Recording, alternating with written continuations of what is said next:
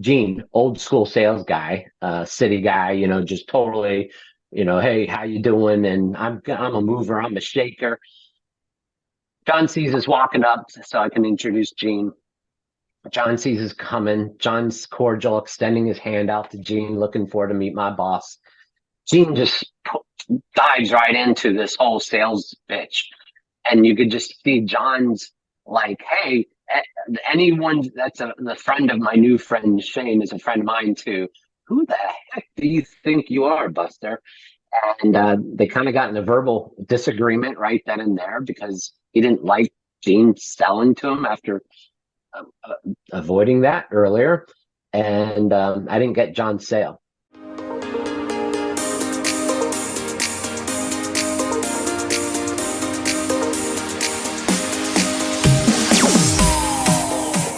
I am excited for today's show. We're bringing back a familiar face and someone I'm proud to call a friend. He started out as my marketing teacher in grad school. Now we're both in this entrepreneurial whirlwind together. He's been doing some speaking up at the Loaf Center, so we're going to make this another incubator bonus episode. He's been up there talking about how to sell when you don't really love to do that. And I thought there could be a lot of value for all of you tuning in today. Shane, thanks for returning to That Entrepreneur Show. Yeah, glad to be here. You're doing great things. I'm excited to have you back. And I had a lot of takeaways of my second time seeing this workshop. And now he's going to break it down, not in its entirety, but to help you feel more comfortable in your path to selling. I learned that everything is selling. When I got out of college, I said, I don't want a sales job. But now I find myself having to sell no matter what. So, Shane, thanks for taking the time to come on and talk to us about this. You can lead the way with this. How can we start? Well, I'll tell you what, one thing I learned is I never wanted to be a salesman. And I'm going to be gender specific because I think we hold salesmen to a more salesy level Yeah. than when the ladies do it. Um, but yeah, I here I was, 21 years old, looking for my first job, and my dream job didn't come through. And where I landed was in a job of selling. And I'm an introvert. I'm socially awkward. I click all those boxes on a Breyer's Mig, a personality test. I'm not made for sales, and here I am selling. And I feared it. I loathed it. I didn't want to be like my peers nor my superiors, but I had to do it. I was not a quitter. So I found a way that worked for me, and found a way that I didn't realize it that worked for so many other people. And um, throughout the years, after 15 years of working in business, in small business particularly, became an academic, and I to try to get away from selling, and they asked me to teach sales. Um, so there it was again, in the sales world. But what I realized is a number of things there, that the sales textbooks were very similar to what I was already doing, but they were also teaching it to a corporate level. They were teaching it to someone that was going to be, that was their job, sales, and they worked in a sales department, et cetera. But then in academia, we got this new wave, and that was a wave of interest in entrepreneurship. And we had entrepreneurship centers all of a sudden, and we worked with students that wanted to be entrepreneurs. We worked with existing entrepreneurs that wanted to become better entrepreneurs. And I realized that we all, many of us in that group of entrepreneurship and entrepreneurs, we're not the type that were already invested in the idea, I want to sell. Most of us didn't even think about the idea that if I start my own business, I'm going to have to sell. So when I realized that, I said, that's what I need to do. I need to share this message. It worked for me as someone that's not comfortable selling, but it taught me how to sell in my own skin and my own comfort level. I can share this with other entrepreneurs, and that's what I set off to do. And I love it. You And I love how you always share how, hey, I wasn't in that typical drive mode, go, go, go. I'm going to sell, sell, sell. Because everyone out there, if you have a passion and you want to start something, Shane is great inspiration for this. If you wouldn't mind, Shane, continuing that where you started having to sell when you traveled up for the fair and Hmm. you realized that you were pretty good at it after all. Yeah, yeah. Well, first off, let me just say I've seen so many other experts, sales experts, teach sales, and so many of us entrepreneurs that don't like to sell try to learn from them. And what that's doing is you're trying to learn how to be someone else and not yourself. And so when they try to follow the Grant Cardone type model of selling, they end up looking so uncomfortable because they're not used to being that other person. They're not used to trying to be like Grant Cardone. And and that's awkward. Or it's so foreign to them that they don't even try and they just give up. And that's the worst case. So I think anything that you're learning, sales or anything, it's always great to learn from somebody that's just one or two steps ahead of you, that has been in your shoes and gets it. Not someone that claims that they're an expert and can teach everybody. So that's one thing here. And going back to that story you're talking about, my first job was selling insurance. Not that that's a fun thing to do. At least it was commercial insurance, which is B2B, meaning I didn't have to sell to the family household or anything like that. And the Right. cool thing was is we sold to high risk things. Carnivals were our biggest type of client, and we were traveling. My first ever sales call. Um, my mentor Gene brought me along to one of his calls and brought to a church festival up in Indiana. And I won't go on the long version here, but the gist of it is he disappeared into meet the carnival owner and told me to go sell to the independent concessionaires because they were small potatoes, small business owners, and it didn't matter if I screwed up or not. So I went forward with it. I had hoped no one was there because it was only 11 a.m. In the morning, and the show didn't open up till that night. So unfortunately, there was somebody there in the very first trailer, and I introduced myself to him. His name was John, but I didn't know what I was doing. I really didn't know what I was doing, and I didn't know how to sell because no one taught me yet. I've been working for this company, but no one taught me how to sell.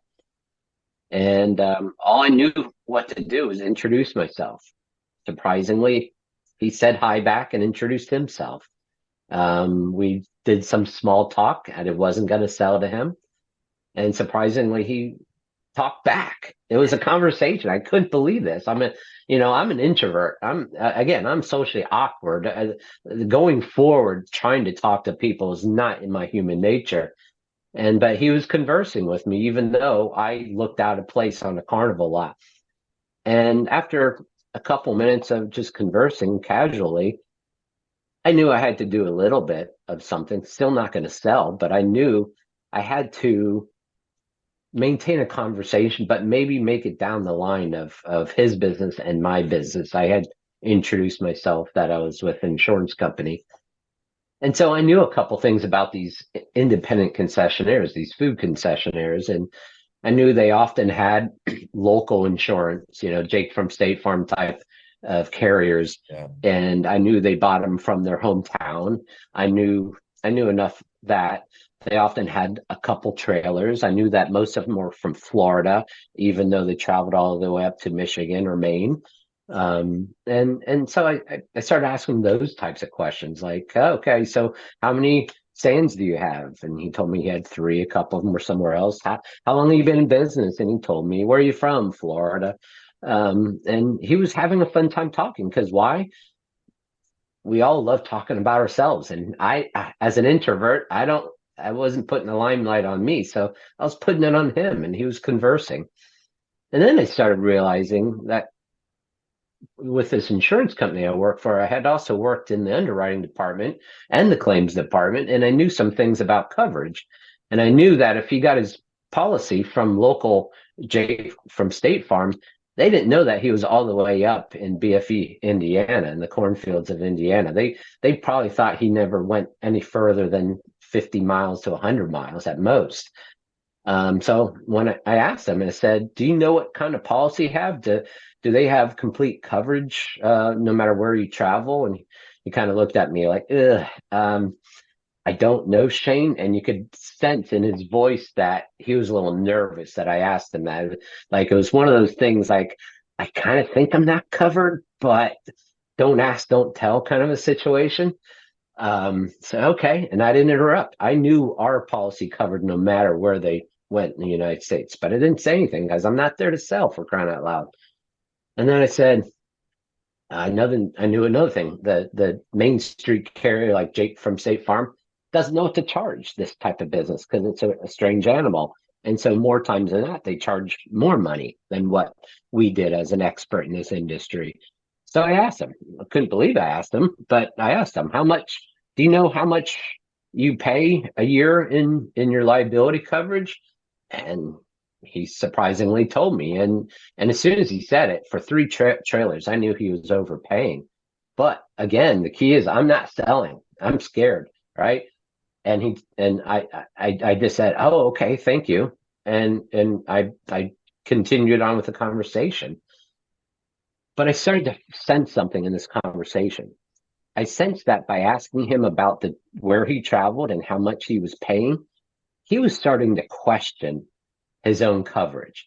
He was starting to say to himself, "I wonder if I could do better. I wonder if I could get a policy that allowed me to go anywhere and I wouldn't have a concern whether they would cover the loss or not.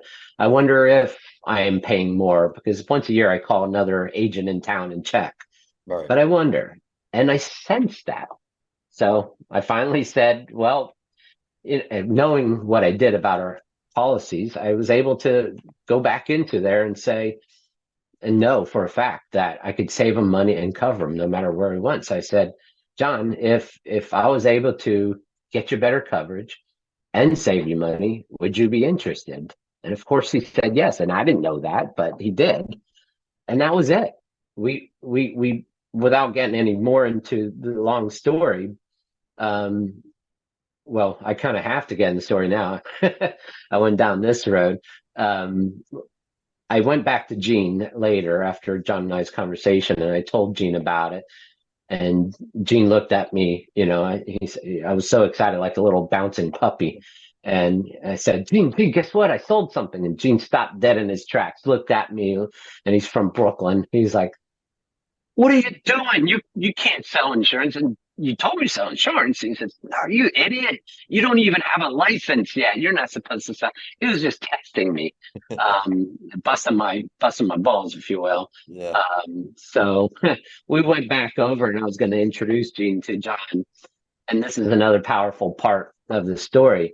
Gene, old school sales guy, city guy, just totally, "Hey, how you doing?" And I'm a mover, I'm a shaker.